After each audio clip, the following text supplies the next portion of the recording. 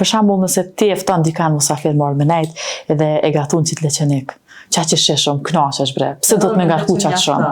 Për në men tash këtë kohën, për që bashkohore po ngarkohen shumë. Shumë po ngarkohen. Edhe mundi i grave të përgadit shumë. Të i shiku njëri, unë të pëngopet e lërë më shumë e vërtet. Ashtë mirë atë sa këtë. Edhe po mundohet ajo që po gatun ajo zonja, po mundohet shumë. Kërë që diçka një ushqem me ban, edhe po knaqesh muhabet, edhe peshian ushqimin. Ashtë. Këto hedha 2 luk krip. Luk të mesme. Tash do të fillojna me shtirjen e petës.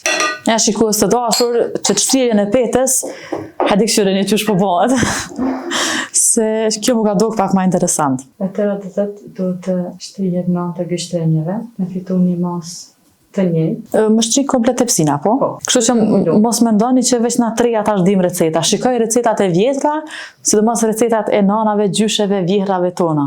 Kana familjes time nuk e kanë gatuar këtë recetë të teksaj të leçeniko. Dhe kana e familjes të porit, po, të bashortit, dhe kur e kom pa, jam ka kurioze me ditë se si e kanë gatuar, e kanë mësuar, tash e gatuj për hatër të familjes. Bravo. Po i burët pak po mdo këtë njeri me fata, nusen edhe të zojen në kuzhinë, edhe në arsem, edhe si nanë, edhe si tanat. Faleminderit. A e gatun shpesh? A i pëlqen kështu familjare? Po, ju pëlqen, her pas here. Gatesh në bulu.